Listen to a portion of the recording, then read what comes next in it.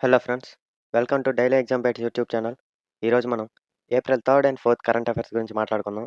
చాలా మంచి క్వశ్చన్స్ ఉన్నాయి. వీడియో లాస్ట్ వరకు చూడండి.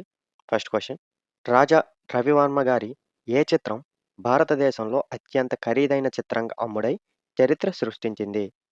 కరెక్ట్ ఆన్సర్ చూసుకుంటే ఆప్షన్ బి, యశోద మరియు కృష్ణ ఉన్న పెయింటింగ్ అండి. ఇదిగో సైడ్ ఉంది కదా, ఈ పెయింటింగ్ అండి. ఈ చిత్రం ముంబైలో జరిగిన సాఫ్రాన్ ఆర్ట్ వేలంలో 167.20 కోట్లకు అమ్ముడైందండి. సో ఆ వాల్యూ కూడా గుర్తుంచుకోవాలి. Doctor Cyrus Poonawalla serum institute of Indian chairman ఈ చిత్రాన్ని కొనుగోలు చేశారండి.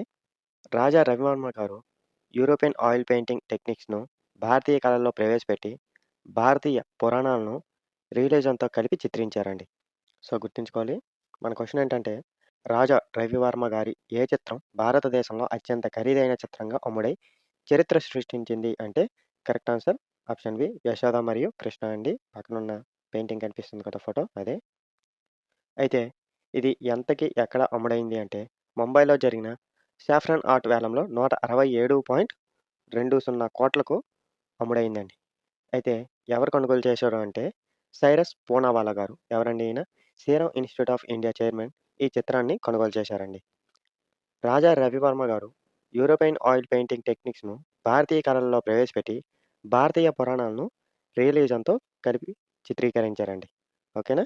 నెక్స్ట్ క్వశ్చన్: ఇటీవల న్యూఢిల్లీకి వచ్చిన డెనిస్ మాంటురోవ్ రష్యాలో ఏ పదవిలో ఉన్నారు? Correct answer option C, first deputy ప్రధానమంత్రి అండి అక్కడ. డెనిస్ మాంట్రోవ్ గారు ఏప్రిల్ 2, 3, 2026 మధ్య 2 రోజుల పర్యటనలో భారత్కు వచ్చారండి. ఆయన India Russia inter governmental commission సమావేశానికి సహాధ్యక్షతగా వహించారు. ఈ commission trade, economy, scientific, technology మరియు కల్చరల్ సహకారంపై దృష్టి పెడుతుందండి. సో అతని పేరు గుర్తుంచుకోవాలి. ఎవరండి? డెనిస్ మాంట్రోవ్ రష్యాలో ఏ పదవిలో ఉన్నారంటే ఫస్ట్ డిప్యూటీ ప్రధానమంత్రి అండి అక్కడ. ఆయన ఇండియాకి ఏప్రిల్ 2, 3 మధ్య 2 రోజుల పర్యటనలో భారత్కు వచ్చారు. ఆయన India Russia inter governmental commission సమావేశానికి సహాధ్యక్షత వహించారండి. ఈ కమిషన్ దేని గురించి అంటే ట్రేడ్, ఎకానమీ, సైంటిఫిక్, టెక్నాలజీ మరియు కల్చరల్ సహకారంపై దృష్టి పెడుతుందండి. ఓకేనా? Next question: Khelo India tribal games 2026లో ఏ రాష్ట్రం అత్యధిక పథకాలు సాధించి మొదటి స్థానంలో నిలిచింది అంటే correct answer option A, Karnataka అండి. కర్ణాటక 23 గోల్డ్, 8 సిల్వరు, 7 బ్రాంజ్ మెడల్స్ని సాధించిందండి. అయితే ఇది ఎవరు హోస్ట్ చేశారు అంటే ఛత్తీస్గఢ్ అండి. అది 9వ స్థానంలో నిలిచిందండి. 2వ స్థానంలో ఒడిశా, 3వ స్థానంలో జార్ఖండ్ ఉన్నాయండి. కర్ణాటక ముఖ్యంగా స్విమ్మింగ్‌లో అత్యుత్తమ ప్రదర్శన చేసిందండి. మొత్తం 15 గోల్డ్ సాధించిందండి. సో గుర్తుంచుకోవాలి. ఖేలో ఇండియా ట్రైబల్ గేమ్స్ 2026లో ఏ రాష్ట్రం అత్యధిక పథకాలు సాధించి మొదటి స్థానంలో నిలిచింది అంటే correct answer option A, Karnataka అండి. కర్ణాటక మొత్తంగా 23 గోల్డ్, 8 సిల్వర్, 7 బ్రాంజ్ పథకాలు సాధించిందండి. హోస్ట్ స్టేట్ ఏదండి? ఛత్తీస్గఢ్ 9వ స్థానంలో నిలిచింది. అయితే ఒడిశా 2వ స్థానం, జార్ఖండ్ 3వ స్థానం పొందాయండి. కర్ణాటక ముఖ్యంగా స్విమ్మింగ్‌లో అత్యుత్తమ ప్రదర్శన చేసిందండి. మొత్తం ఎన్ని? 15 గోల్డ్ అందులో సాధించిందండి. స్టార్ పెర్ఫార్మర్ గురించి ఒకసారి చూసుకుంటే ఈ గేమ్స్‌లో Manikanta Iyer 8 gold, 1 silver medal వచ్చిందండి. కర్ణాటక స్టేట్‌కి రిప్రజెంట్ చేశాడు. ధనుష్ ఎన్ 5 గోల్డ్, 1 సిల్వర్ అండి. కర్ణాటక తిను కూడాను. అంజలి ముండా 5 గోల్డ్ మెడల్స్ వచ్చాయండి. తిను ఒరిస్సా స్టేట్‌కి సంబంధించింది. మేఘాంజలి 4 గోల్డ్, 2 బ్రాంజ్ వచ్చాయండి. తిను కర్ణాటక స్టేట్‌కి రిప్రజెంట్ చేసింది. అయితే మస్కట్ తెలుసు కదండీ! అఫీషియల్ మస్కట్ మోర్వీర్ అండి ఈ గేమ్స్‌కి. మనం ఇంతకుముందు ఈ ఖేలో ఇండియా ట్రైబల్ గేమ్స్ గురించి ఇంతకుముందు వీడియోలో చెప్పుకున్నాం. అప్పుడు ఇవన్నీ చెప్పుకున్నాం. దాని గురించి మస్కట్ కూడా మోర్వీర్ అని చెప్పి. అలాగే అందులో ఉన్న కీ స్పోర్ట్స్ గురించి కూడా మాట్లాడుకున్నాం. Archery, athletics, football, hockey, swimming, weightlifting, wrestling, mallakhamb and kabaddi. ఓకేనా? నెక్స్ట్ క్వశ్చన్: బీఎంసీ యొక్క తొలి మహిళా కమిషనర్‌గా ఎవరు నియమితులయ్యారు? Correct answer option D, Ashwini Bhide అండి. బీఎంసీ అంటే బృహన్ ముంబై మున్సిపల్ కార్పొరేషన్ అండి. సో ఇది కూడా గుర్తుంచుకోవాలి. BMC full form. Ashwini Bhide గారు మహారాష్ట్ర క్యాడర్‌కి చెందిన సీనియర్ ఐఏఎస్ అధికారి అండి.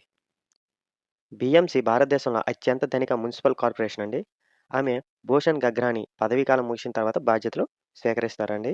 ఆమె 2030 వరకు ఈ బాధ్యతలు నిర్వహిస్తారండి. సో గుర్తుంచుకోవాలి. బీఎంసీ యొక్క తొలి మహిళా కమిషనర్‌గా ఎవరు నియమితులయ్యారు అంటే correct answer option D, Ashwini Bhide గారండి. బీఎంసీ అంటే ఏంటండి? బృహన్ ముంబై మున్సిపల్ కార్పొరేషన్ అండి. అశ్విని బిడే గారు ఎవరండి? మహారాష్ట్ర క్యాడర్‌కి చెందిన సీనియర్ ఐఏఎస్ అధికారి అండి. ఈ బీఎంసీ భారతదేశంలో అత్యంత ధనిక మున్సిపల్ కార్పొరేషన్ అండి. అయితే ఆమె ఎవరి స్థానాన్ని రీప్లేస్ చేశారంటే, భూషణ్ గగ్రాని పదవీ కాలం ముగిసిన తర్వాత బాధ్యతలు స్వీకరిస్తారండి. ఎప్పటి వరకు అంటే 2030 వరకు ఈ బాధ్యతలను నిర్వహిస్తారండి. ఓకేనా? Next question. దూర ప్రాంతాలకు హై స్పీడ్ ఇంటర్నెట్ అందించేందుకు మేఘాలయ ఏ సంస్థతో భాగస్వామ్యం చేసుకుంది? Correct answer option D Starlink అండి. స్టార్లింక్ స్పేస్ ఎక్స్‌కి చెందిన శాటిలైట్ ఆధారిత ఇంటర్నెట్ సేవ అండి ఇది. మేఘాలయ ముఖ్యమంత్రి ఎవరండి? కాన్రాడ్ కే సంగ్మా. ఈ భాగస్వామ్యం విద్య, ఆరోగ్యం మరియు గ్రామీణ జీవనోపాధిపై ప్రభావం చూపుతుందని తెలిపారండి. దూర మరియు గ్రామీణ ప్రాంతాల్లో డిజిటల్ కనెక్టివిటీని మెరుగుపరచడమే దీని ప్రధాన లక్ష్యం అండి. సో, మన క్వెషన్ ఏంటంటే, దూర ప్రాంతాలపై హై స్పీడ్ ఇంటర్నెట్ అందించేందుకు మేఘాలయ ఏ సంస్థతో భాగస్వామ్యం చేసుకుంది అంటే ఆప్షన్ డి స్టార్లింక్ అండి. ఈ స్టార్లింక్ అనేది స్పేస్ ఎక్స్‌కి చెందిన శాటిలైట్ ఆధారిత ఇంటర్నెట్ సేవ. అయితే మేఘాలయ ముఖ్యమంత్రి ఎవరండి? కాన్రాడ్ కే సంగ్మా. ఈ భాగస్వామ్యం విద్య, ఆరోగ్యం మరియు గ్రామీణ జీవనోపాధిపై ప్రభావం చూపుతుందని తెలిపారండి. అయితే దూర మరియు గ్రామీణ ప్రాంతాల్లో డిజిటల్ కనెక్టివిటీని మెరుగుపరచడమే దీని ప్రధాన లక్ష్యం అండి. ఓకేనా? Next question. లోక్సభ ఆమోదించిన జన్ విశ్వాస్ సవరణ నిబంధనలు బిల్లు 2026 యొక్క ప్రధాన లక్ష్యం ఏమిటి? కరెక్ట్ ఆన్సర్ ఆప్షన్ బి చిన్న నేరాలను క్రిమినల్ పరిధి నుండి తొలగించడం, చట్టాలను సరళీకరించడం అండి. సో, గుర్తుంచుకోవాలి. ఈ బిల్లు పాత చట్టాలను సరళీకరించడం లక్ష్యంగా పెట్టుకుందండి. ప్రధాన ఉద్దేశం వ్యాపార సౌలభ్యం మరియు ప్రజలకు సులభ జీవనం కల్పించడం అండి. ఈ బిల్లుతో 79 సెంట్రల్ చట్టాల్లో ఉన్న సుమారు 784 నిబంధనలను సవరించారండి. సో, గుర్తుంచుకోవాలి. ఏంటంటే ఆ బిల్లు పేరు లోక్సభ ఆమోదించిన జన్ విశ్వాస్ బిల్లు 2026 యొక్క ప్రధాన లక్ష్యం ఏంటంటే చిన్న నేరాలను క్రిమినల్ పరిధి నుండి తొలగించడం మరియు చట్టాలను సరళీకరించడం అండి. ఈ బిల్లు పాత చట్టాలను సరళీకరించడం లక్ష్యంగా ఉంది. ప్రధాన ఉద్దేశం ఏంటంటే వ్యాపార సౌలభ్యం మరియు ప్రజలకు సులభ జీవనం కల్పించడం అండి. ఈ బిల్లులో 79 సెంట్రల్ చట్టాలతో ఉన్న సుమారు ఎన్నండి 784 నిబంధనలను సవరించారండి. ఓకేనా? Next question. కేంద్ర ప్రభుత్వం పెట్రోల్ బంకులకు E20 ఇంధనం సరఫరా చేయాలని ఆదేశించింది. E20 అంటే ఏమిటి? కరెక్ట్ ఆన్సర్ చూసుకుంటే ఆప్షన్ బి 20% ఎథనాల్ అండి. 80% పెట్రోల్ అండి. E20 ఇంధనం అంటే 20% ఎథనాల్‌ను 80% పెట్రోల్‌తో కలిపే ఇంధనం అండి. ఇది క్రూడ్ ఆయిల్ దిగుమతులను తగ్గించడంలో సహాయపడుతుందండి. ఇది తక్కువ కార్బన్ ఉద్గారాలను కలిగించే పర్యావరణ అనుకూల ఇంధనం అండి. ఇది భారతదేశం యొక్క ఎథనాల్ బ్లెండింగ్ ప్రోగ్రామ్‌లో భాగంగా ఉందండి. సో, గుర్తుంచుకోవాలి. కేంద్ర ప్రభుత్వం పెట్రోల్ బంకులకు E20 ఇంధనం సరఫరా చేయాలని ఆదేశించింది. E20 అంటే ఏమిటి? E20 అంటే 20% ఎథనాల్‌ను 80% పెట్రోల్‌లో కలుపుకునే ఇంధనం అండి ఇది. ఇది క్రూడ్ ఆయిల్ దిగుమతులను తగ్గించడంలో సహాయపడుతుంది. ఇది తక్కువ కార్బన్ ఉద్గారాలను కలిగించే పర్యావరణ అనుకూల ఇంధనం అండి. ఇది భారతదేశం యొక్క ఎథనాల్ బ్లెండింగ్ ప్రోగ్రామ్‌లో భాగంగా ఉందండి. ఓకేనా? Next question. అమెరికాలోని మేజర్ లీగ్ క్రికెట్‌లో చేరిన తొలి భారత అంతర్జాతీయ క్రికెటర్ ఎవరు? కరెక్ట్ ఆన్సర్ ఆప్షన్ ఏ రవిచంద్రన్ అశ్విన్ అండి. అశ్విన్ గారు భారతదేశంలో అత్యుత్తమ స్పిన్నర్‌లో ఒకరండి. అతను 2026 సీజన్ కోసం శాన్ ఫ్రాన్సిస్కో యూనికార్న్స్ జట్టుతో ఒప్పందం కుదుర్చుకున్నారండి. సో, గుర్తుంచుకోవాలి. అమెరికాలో జరిగే లీగ్ ఏదండి? Major league cricket. అందులో చేరిన తొలి భారత అంతర్జాతీయ క్రికెటర్ ఎవరంటే ఆప్షన్ ఏ రవిచంద్రన్ అశ్విన్ గారండి. రవిచంద్రన్ అశ్విన్ గారు తెలుసు కదండీ! భారతదేశంలో అత్యుత్తమ స్పిన్ బౌలర్‌లో ఒకరండి. ఇతను ఏ జట్టుతో ఒప్పందం కుదుర్చుకున్నారు అంటే శాన్ ఫ్రాన్సిస్కో యూనికార్న్స్‌తో ఒప్పందం కుదుర్చుకున్నారండి. Next question. రక్షణ మంత్రిత్వ శాఖ ప్రకారం 2025, 26 ఆర్థిక సంవత్సరంలో భారతదేశ రక్షణ ఎగుమతుల రికార్డు విలువ ఎంత?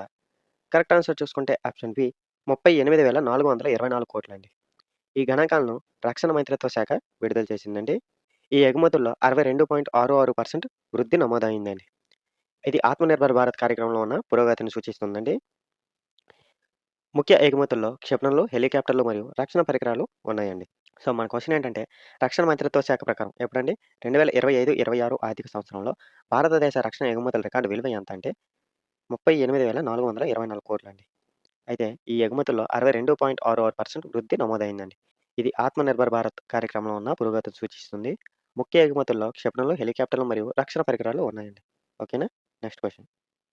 ఇటీవల పాములను గుర్తించడానికి మరియు ప్రజల్లో భయాన్ని తగ్గించడానికి ఏ దేశం యాప్‌ను ప్రారంభించింది? Correct answer option D Costa Rica అండి. ఈ యాప్ లక్ష్యం ప్రజల్లో భయాన్ని తగ్గించడం మరియు సర్పదర్శన మరణాలను తగ్గించడం అండి. ఈ యాప్ ద్వారా విషపూరిత మరియు అవిషపూరిత పాములను గుర్తించవచ్చండి. కోస్టారికాలో విషపూరిత మరియు అవిషపూరిత పాములు 2 ఉన్నాయి. వీటిలో చాలా ఒకేలా కనిపిస్తాయి. దీంతో ప్రజల్లో గందరగోళం ఏర్పడుతుందండి. అందుకోసం ఈ యాప్‌ని ఇంట్రొడ్యూస్ చేశారు. సో, ఇక్కడ మన క్వెషన్ ఏంటంటే ఇటీవల పాములను గుర్తించడానికి మరియు ప్రజల్లో భయాన్ని తగ్గించడానికి ఏ దేశం యాప్‌ను ప్రారంభించింది అంటే, correct answer option D Costa Rica అండి. ఈ యాప్ లక్ష్యం ఏంటండి? ప్రజల్లో భయాన్ని తగ్గించడం మరియు సర్పదర్శన మరణాలను తగ్గించడం అండి. ఈ యాప్ ద్వారా విషపూరిత మరియు అవిషపూరిత పాములను గుర్తించవచ్చండి. కోస్టారికాలో విషపూరిత మరియు అవిషపూరిత పాములు 2 ఉన్నాయి. వీటిలో చాలా ఒకేలా కనిపించడం ప్రజల్లో గందరగోళం ఏర్పడుతుందండి. అందుకోసం ఈ యాప్‌ని ప్రవేశపెట్టారు. ఓకేనా? గుర్తుంచుకోవాలి. Next question. ఇటీవల సమాచార మరియు ప్రసార మంత్రిత్వ శాఖ కార్యదర్శిగా బాధ్యతలు స్వీకరించింది ఎవరు? కరెక్ట్ ఆన్సర్ చూసుకుంటే ఆప్షన్ ఏ చంచల్ కుమార్ అండి. సమాచార మరియు ప్రసార మంత్రిత్వ శాఖ మీడియా, ప్రసార మరియు సినిమా విధానాలను నిర్వహిస్తుందండి ఇది. డిజిటల్ మరియు ప్రింట్ మీడియాను నియంత్రించడంలో ఇది కీలక పాత్ర పోషిస్తుందండి. చంచల్ కుమార్ గారు 1992 బ్యాచ్ ఐఏఎస్ అధికారండి, బీహార్ క్యాడర్. ఆయన సంజయ్ జాజు స్థానాన్ని భర్తీ చేస్తారండి. సో గుర్తుంచుకోవాలి. ఇటీవల సమాచార మరియు ప్రసార మంత్రిత్వ శాఖ కార్యదర్శిగా బాధ్యతలు స్వీకరించింది ఎవరు అంటే, కరెక్ట్ ఆన్సర్ ఆప్షన్ ఏ చంచల్ కుమార్ గారండి. సమాచార మంత్రిత్వ శాఖ మీడియా, ప్రసారం మరియు సినిమా విధానాలను నిర్వహిస్తుందండి. డిజిటల్ మరియు ప్రింట్ మీడియా నియంత్రించడంలో ఇది కీలక పాత్ర పోషిస్తుంది. చంచల్ కుమార్ గారు 1992 బ్యాచ్ ఐఏఎస్ అధికారండి, బీహార్ క్యాడర్. ఆయన ఎవరి ప్లేస్‌ని రీప్లేస్ చేస్తున్నారంటే, సంజయ్ జాజు స్థానాన్ని భర్తీ చేస్తున్నారండి. ఓకేనా? Next question. సైనిక అధిపతి Min Aung Hlaing parliament voting తర్వాత అధ్యక్షుడిగా అయ్యాడు. ఆయన ఏ దేశానికి చెందినవారు? కరెక్ట్ ఆన్సర్ ఆప్షన్ డి మయన్మార్ అండి. మయన్మార్‌ను బర్మా అని కూడా పిలుస్తారు. మీకు తెలుసు కదా! అయితే దాని రాజధాని ఏదండి? నెయ్‌పీడావ్. కరెన్సీ ఏదంటే క్యాట్. సో గుర్తుంచుకోవాలి. సైనిక అధిపతి మిన్ ఆంగ్ హ్లాంగ్ పార్లమెంట్ ఓటింగ్ తర్వాత అధ్యక్షుడిగా అయ్యాడు. ఆయన ఏ దేశానికి చెందినవారంటే మయన్మార్. మయన్మార్‌ని ఏమని పిలిచేవారండి? బర్మా అని పిలిచేవారు. మయన్మార్ రాజధాని ఏదండి? నెయ్‌పీడావ్. కరెన్సీ ఏదంటే క్యాట్. ఓకేనా? Next question. Quiz of the day అండి. మనం ఆల్రెడీ ఈ క్వెషన్ గురించి డిస్కస్ చేసాం. ఆన్సర్ తెలిస్తే కింద కామెంట్‌లలో చెప్పండి. లోక్‌సభ ఆమోదించిన జన్ విశ్వాస్ బిల్లు 2026 యొక్క ప్రధాన లక్ష్యం ఏంటి? కరెక్ట్ ఆన్సర్‌ని కామెంట్ రూపంలో చెప్పండి. ఈ వీడియో మీకు ఉపయోగపడితే లైక్ చేయండి. అలాగే మీ ఫ్రెండ్స్‌కి కూడా షేర్ చేయండి. ఇలాంటి కరెంట్ అఫైర్స్ కోసం మా ఛానల్‌ని సబ్స్క్రైబ్ చేయండి. Thank you for watching.